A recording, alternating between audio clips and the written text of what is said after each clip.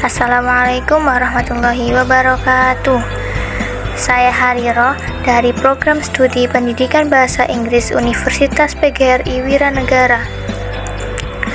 Sebelum itu, saya mengucapkan banyak terima kasih kepada dosen pengampu Bu Yuniar Mujiwati yang telah memberikan pengarahan materi pada mata kuliah Pendidikan Pancasila. Di sini, saya akan sedikit mengulas tentang mengimplementasi Pancasila dalam sistem ketatanegaraan Indonesia. Pancasila merupakan sumber nilai, norma, dan kaidah baik moral maupun hukum dalam negara yang manifestasinya dijabarkan dalam suatu perundang-undangan. Oleh karena itu, Pancasila merupakan sumber hukum dasar negara, baik tertulis maupun hukum dasar yang tidak tertulis. Pancasila merupakan suatu asas kerohanian yang disebut sebagai dasar filsafat negara. Dalam kedudukan ini, Pancasila merupakan sumber nilai dan sumber norma dalam setiap aspek penyelenggaraan negara dan sumber tertib hukum. Negara Indonesia adalah negara demokrasi berdasarkan asas atas hukum, maka segala aspek pelaksanaan dan penyelenggaraan negara diatur melalui peraturan perundangan Pancasila. Dalam konteks ketatanegaraan Republik Indonesia adalah pembagian kekuasaan lembaga tinggi negara, hak dan kewajiban, keadilan sosial, dan lainnya diatur dalam Undang-Undang Dasar Negara. Sistem ketatanegaraan Indonesia perlu direkonstruksikan sesuai nilai dasar Pancasila. Menurut Johuru 2011 menyarankan bahwa pembangunan hukum pasca reformasi selalu dilakukan dengan cara-cara reaktif, parsial, dan tambal sulam.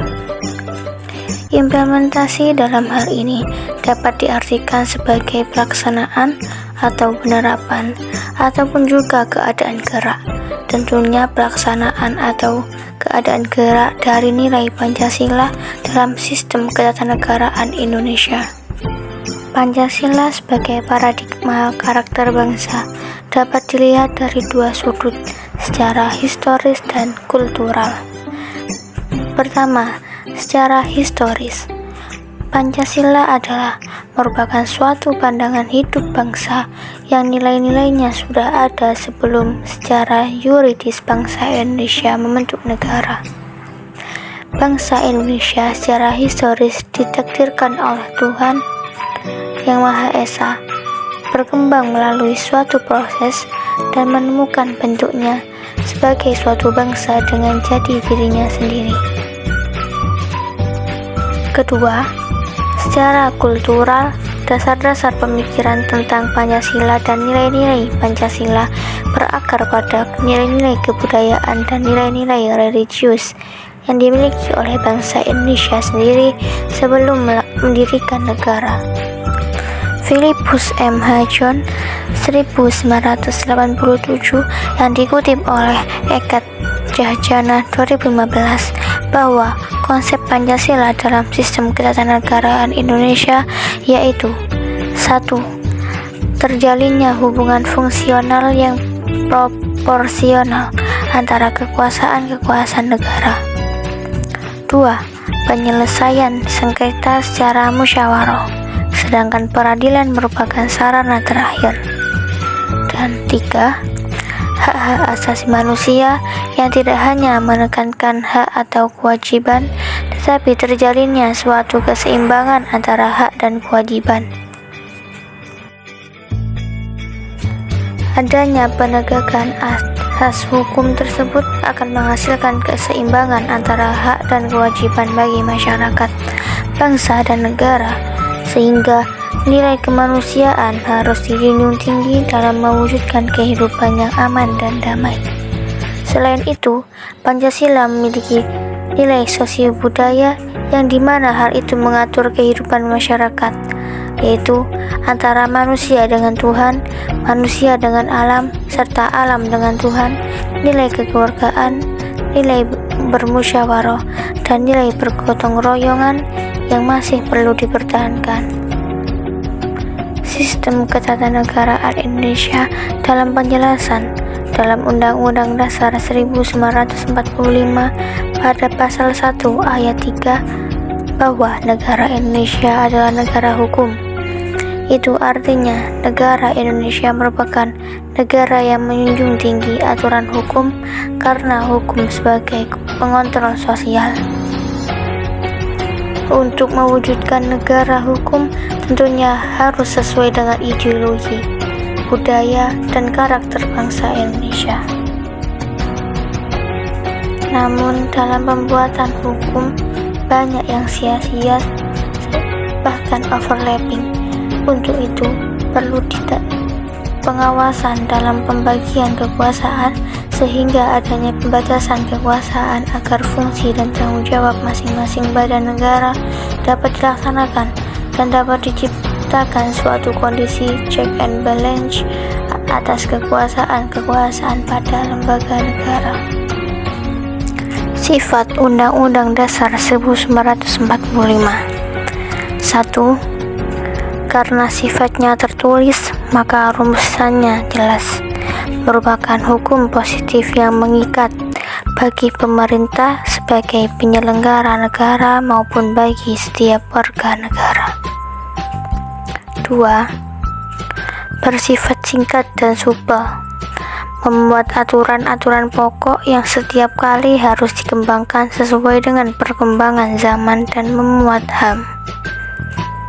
3. Memuat norma-norma, aturan-aturan, serta ketentuan-ketentuan yang dapat dan harus dilaksanakan sesuai konstitusi. 4. Merupakan peraturan positif paling tinggi selain menjadi alat kontrol bagi peraturan-peraturan yang lebih rendah dalam hierarki tertib hukum Indonesia.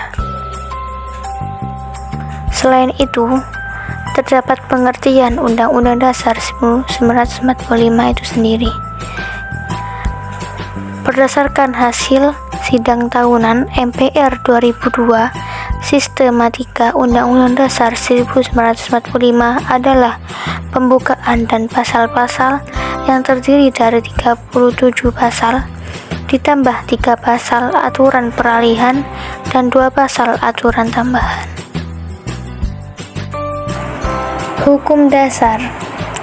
Hukum Dasar tertulis Undang-Undang Dasar adalah suatu naskah yang memaparkan kerangka dan tugas-tugas pokok dari badan-badan pemerintahan suatu negara dan menentukan pokok-pokok cara kerja badan-badan tersebut.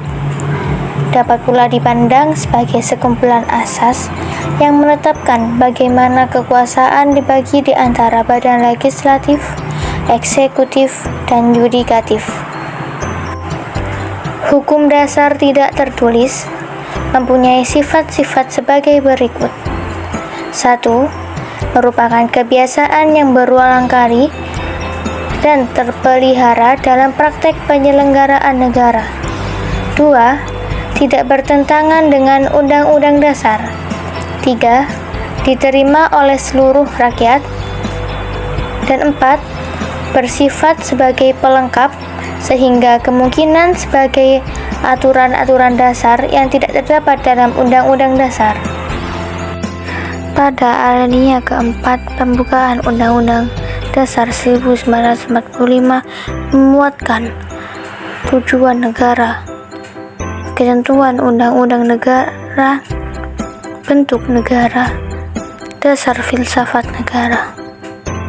Oleh karena itu, maka seluruh peraturan perundangan di Indonesia harus bersumber pada pembukaan Undang-Undang Dasar 1945.